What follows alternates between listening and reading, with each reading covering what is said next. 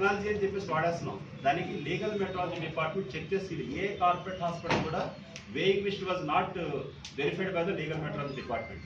Number 2, ఈ hospitals ఏం చేస్తున్నారంటే డాక్టర్స్ని 1,00,000 2 లక్షలు శాలరీస్ తీసేసుకొని వాళ్ళు ఏం చేస్తారంటే ఏ డాక్టర్ పేరు మీద ఆ డాక్టర్ మీద లెటర్ హెడ్ ఇవ్వరండి. మీరు చాలా కార్పొరేట్ హాస్పిటల్ అబ్జర్వ్ చేస్తే వాళ్ళు ఏం చేస్తారంటే లెటర్ హెడ్స్ ఏ హాస్పిటల్ పేరు ఉంటుంది. That's all.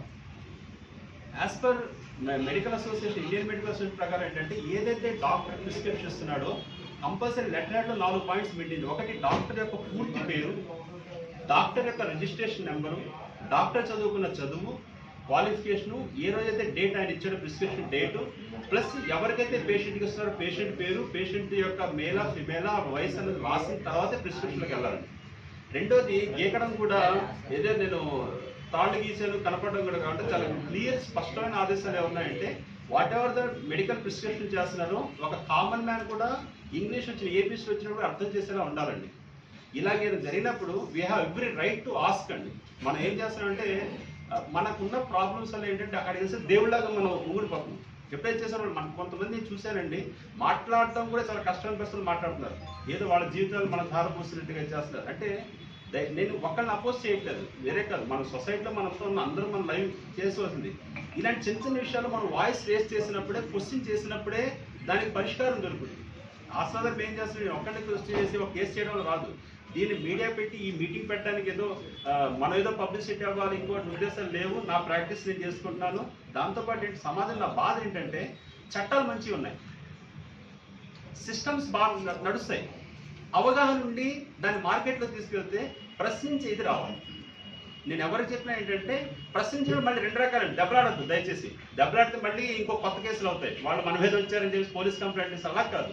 ప్రశ్నించడంలో సిస్టమ్ ఎవరు గట్టిగా అరవక్కలు తెలియదు. సిస్టమ్ ఏంటంటే ఎవరికి ఈ నామ్స్ ప్రకారం ఉండాలి, ఇస్తున్నారు లేదా, ఓకే ఇవ్వలేదు అనుకోండి, మనం చేయాల్సింది ఏంటంటే రిప్రజెంటేషన్. ఇదే కన్స్యూమర్ కౌన్సిల్ మెంబర్స్ అంటారు. కౌన్సిల్ మెంబర్స్ కూడా చట్టం ఎంత బాగా రాశారంటే మీరు కూడా అంటే ప్రతి జిల్లాలో కూడా డిస్ట్రిక్ట్ కన్స్యూమర్ ప్రొటెక్షన్ కౌన్సిల్ అంటారండి. దానికి చైర్మన్ జిల్లా collector chairman, all district heads అంటే district medical health officer, legal metrology head, electrical department, transport అంటే వినియోగదారులతో అనుసంధానమైన డిపార్ట్మెంట్స్ అన్ని హెడ్స్ దాంట్లో కౌన్సిల్ మెంబర్స్గా ఉంటారు. దాంతోపాటు 4 వినియోగదారులు ఫామ్లో చేశారు. సోషల్ సర్వీస్ యాక్టివిటీస్ని తీసుకొని టోటల్గా 20 మందితో ఒక బాడీ ఫామ్ చేసి ప్రతి నెల జిల్లా కలెక్టర్ ఆఫీసులో చైర్మన్ గారు, కలెక్టర్ గారు చైర్మన్, ఆ జాయింట్ కలెక్టర్ ఉంటారు వైస్ చైర్మన్, వాళ్ళ ఆధ్వర్యంలో అందరితో మాట్లాడాలండి. మాట్లాడి ఫర్ ఎగ్జాంపుల్ ఇప్పుడు మన గాజువాక్ రిప్రజెంట్ చేసేటప్పుడు గాజువాక్లో సాయంత్రం 4 గంటల 5 గంటల టైంలో స్కూల్స్ కాలేజెస్ రిలీజ్ అవుతుంది, పిల్లలంతా బయటకు వస్తారు. ఆ టైంలో ఒకటే బస్సు ఉంది. ఆ బస్సు ఉండడం వల్ల పిల్లలంతా కూడా దాన్ని ఎక్కడైనా ట్రై చేస్తారు. ఎప్పుడైతే రవాణా సౌకర్యం సరిగ్గా లేదు, ఎక్కడైనా ట్రై చేస్తే ఒకటి ఎవడో కాల్ చేస్తుంది, ఒక పిల్లడు కాల్ పోయిందంటే జీవితం పోయినట్టే. ఈయన రిప్రజెంట్ చేశారు ఈ టైంలో. ఆ రోజు అందరు అధికారులు అక్కడ వచ్చారండి. ఈ టైంలో వేరే బస్సు వేసేలాగా వీ విల్ రిప్రజెంట్. దాన్ని కరెక్ట్గా ఏం చేస్తారంటే మినిట్స్ ఆఫ్ ద మీటింగ్లో రికార్డ్ నోట్ చేసి సో అక్కడ ఈ టైంకి ఇంకోటి స్పెషల్గా ఫెసిలిటీ కల్పించండి. అలాగే పాల ప్యాకెట్స్ ఎస్పెషల్లీ మేము అందరూ చెప్తున్నాం, మనం ఎవ్వరు కూడా పాల ప్యాకెట్స్ని ఉదయం పల్ప్ తీసిన ఎవరు తీసుకోండి. మనకు ఒకటే నమ్మకం అంటే పాల ప్యాకెట్ తీసుకొని తీసేస్తారు, తీసేగానే మనం కట్ చేస్తాం, వేడి చేసి తాగేస్తాం. ఒక ఆశ్చర్యకర విషయం ఏంటంటే ఒక్కొక్కసారి ఆ 500 ml పాల ప్యాకెట్ ఏదైతే ఉందో 25 ml to 50 ml కట్ చేసి మీకు పంపిస్తారు లోడింగ్లోనే, ఫిలప్లోనే.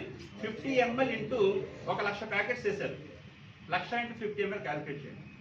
So these all are indirect గా మానిటరీ లేకుండా కస్టమర్ తెలియకుండా జేబులు చిల్లేసేస్తున్నారు. బంగారం యొక్క రహస్యం ఎవరికి తెలియదండి. ఒక చోట ఏమో 8% తరుగు అంటాడు, ఒకడేమో 10% తరుగు అంటాడు, ఒకడేమో 15% అంటాడు. అందుకే చెప్తారు లీగల్ అయిన తర్వాత మనం ఏంటంటే కన్స్యూమర్ ప్రొటెక్ట్ యాక్ట్ ప్రకారం చేస్తున్నాం సార్. ఎక్కువ పురుగులో అది కొంచెం చూడాలి సార్. మీరు మంచి కోసమే చేస్తారు కానీ వినియోగదారులకి న్యాయం చేయడానికి చాలా కేసులు ఫైట్ చేశారు. కొన్ని విషయాలు మేము అడిగి డిస్కషన్ చట్టంలో లేవు, వాటి మీద కూడా మీరే ఫైట్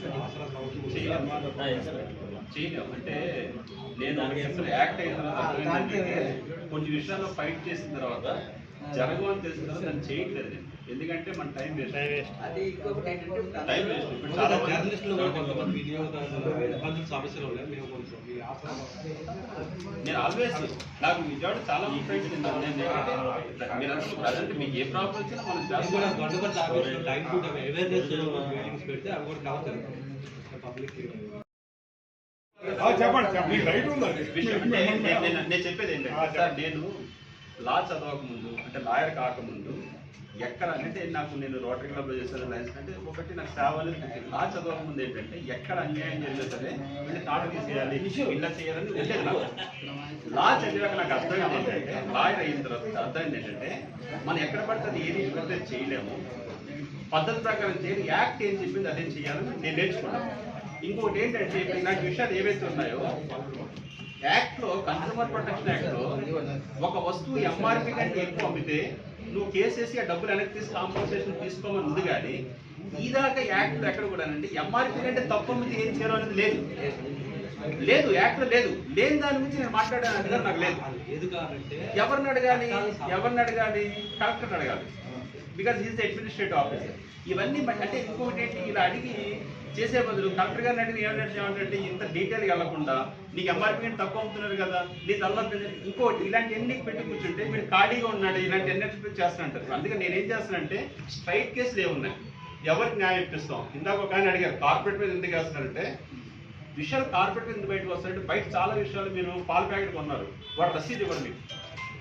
కన్స్యూమర్ ప్రొటెక్షన్ యాక్ట్ ప్రకారం ఏంటంటే కేసు ఎలా ఫైల్ చేయాలంటే ఇప్పుడు ఇక్కడ కూడా కేసు ఎలా ఫైల్ చేసాం, నీ దగ్గరికి వచ్చినట్టుగా నీకు కట్టినట్టుగా బిల్లు, నువ్వు ఇచ్చినట్టుగా ట్రీట్మెంట్ ఇచ్చినట్టు ఇవన్నీ ఆధారాలు ఉన్నాయి. కన్స్యూమర్ కోర్టులో కేసులు ఇవి ఉన్నాయి.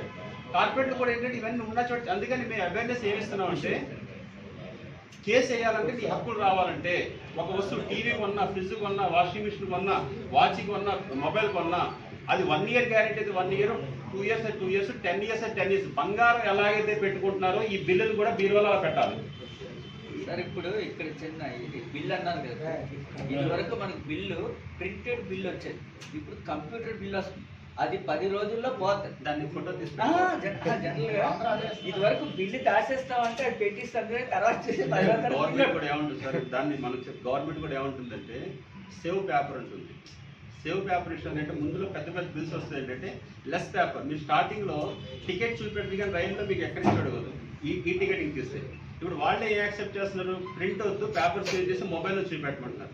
అందుకని దీన్ని మీ అవేర్నెస్ ఏం చెప్తారంటే ఈ మొబైల్ వచ్చినప్పుడు మీరు ఫోటో తీసుకోవాలి. ఫోటో తీసుకొని మీరు ఆ ఫోటో పెట్టుకోవాలి. ఇంకోటి అందరూ పెట్టవలసింది అంటే దయచేసి కన్స్యూమర్ ప్రొటెక్షన్ యాక్ట్ ప్రకారం నేను కొన్నానండి బిల్లు లేదంటే పోయిందంటే ఎవరు కేసు తీసుకోవాలి. మీరు ఎన్నాళ్ళైతే గ్యారెంటీ ఉందో అన్నాళ్ళు కూడా బంగారం ఎలా పెడతారు దీన్ని కూడా అలా పెట్టండి.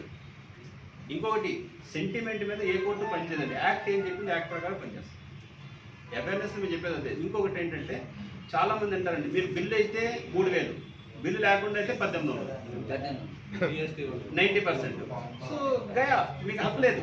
ఎప్పుడైతే you are coming second way 1800 పోయింది అనుకోండి, మీరు ఏమన్నాడు నా దగ్గర కొన్నట్టు గ్యారెంటీ ఏంటంటే ఇప్పటికి బంగారు షాపులు ఎస్టిమేట్ బిల్ ఇస్తారు. ఎస్టిమేట్ బిల్లు కోర్టులో కేసు వేయడం తేలదు. దాని మీద మీరు కొన్నాక బిల్లు ఇస్తారా? ఎస్టిమేట్ బిల్ ఇస్తున్నారు. అది కన్స్యూమర్ లేకపోవడం. ఆయిల్ ప్యాకెట్ ఉంది, దాని కాస్ట్ 150, 160 ఉంటుంది. అదే వాళ్ళు ఇచ్చేది 120, 130. మనం ఏమనుకుంటే జనరల్గా మనకి 30, 40 మిగులుతుంది అనుకుంటున్నాం. కానీ వాస్తవానికి ఏం జరుగుతుంది, దాని ఒరిజినల్ కాస్ట్ 60, 70 ఉంటుంది. మనం తెలియకుండానే 50, 60 ఎక్స్ట్రా ఇస్తున్నాం. కానీ మనం ఏమనుకుంటే బయట అనుకుంటాం తగ్గింది అనుకుంటున్నాం. అది చాలా పెద్ద ఫ్రాడ్ అండి. అది ఇంత అంతా కాదు. అది చూడడానికి సున్నితంగా ఉన్నప్పటికి కూడా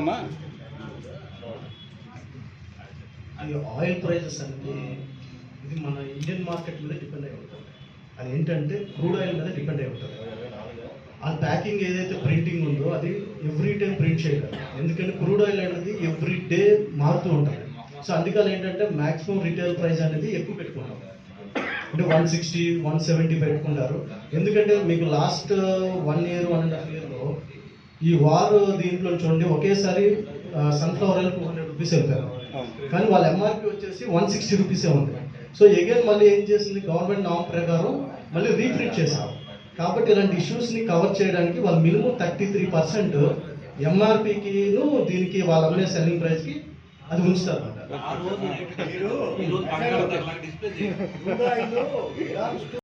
టీ పొడి టీ పొడి ఉంది.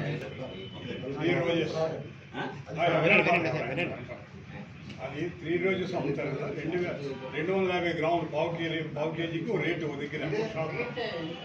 అదే వేరే షాప్లో 275 గ్రాములు అదే రేటు ఉంది. వేరియేషన్ అయితే ఎక్కడ ఉంది? కార్పొరేట్ కంపెనీస్ ఏం రేట్ చేస్తారు?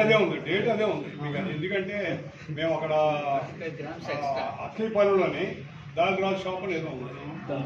అక్కడ మీకు ఉంటే 250 గ్రాములే ఉంది, అదే రేటు.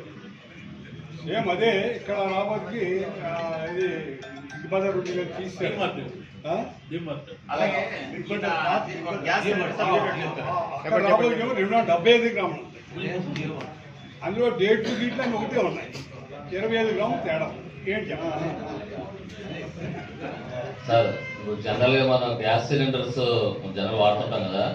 ఈ గ్యాస్ సిలిండర్ తెచ్చే బాయ్ని వెయిట్ మెషిన్ అనేది కంపల్సరీ మనకు చూపించే ఇవ్వాలండి. వాళ్ళ దగ్గర వెయిట్ మెషిన్ అనేది అసలు మామూలుగా ఈ లీగల్ మెట్రాలజీ వాళ్ళని వాళ్ళ బండి మీద జనరల్గా ఇప్పుడు ఎలా చెకింగ్ చేస్తారో ఆ చెకింగ్ అని చెప్తున్నాం. వాళ్ళ దగ్గర అసలు వేవింగ్ మెషినే ఉండదు. ఇంకా చెకింగ్ చేయడం సంగతి తర్వాత అసలు పెట్టుకోరు అసలు బండిలో కూడా.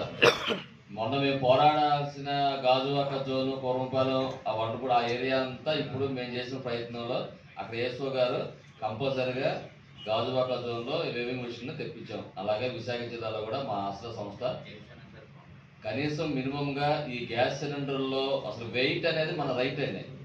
వెయిట్ అడగడం అనేది మన రైట్. కంపల్సరీ చూపించాలి మనకి. ప్రతి సిలిండర్లో కూడా మీకు అంటే నేను చెప్పకూడదు కానీ 2 కేజీల నుంచి 3 కేజీల వరకు తగ్గుతూనే ఉంటుంది. పకోడి బండోడి దగ్గర కనుక మన సిలిండర్ ఏదైనా జనరల్ సిలిండర్ తగ్గిందా, ఒక వినోదాడికి సిలిండర్ తగ్గిందంటే వెయిట్. అది మనం వెయిట్ మన రైట్. ఆ వేస్ట్ మెజర్మెంట్స్ వాళ్ళని ఖచ్చితంగా మేము చెప్పాము, వాళ్ళు చేస్తా అన్నారు. ఈ నెలలో కూడా విశాఖ జిల్లాలో కూడా మొత్తంగా కలిసి ఒక సర్వే చేపిస్తున్నారు. ఆ ఆశ్రా సంస్థ ద్వారా టీసీపీఎస్ మెంబర్ ద్వారా. అది ఒక నేను చేయగలిగానే సంతోషంగా భావిస్తున్నాను sir. Thank you. Thanks for watching. Please subscribe our Spy News Live channel.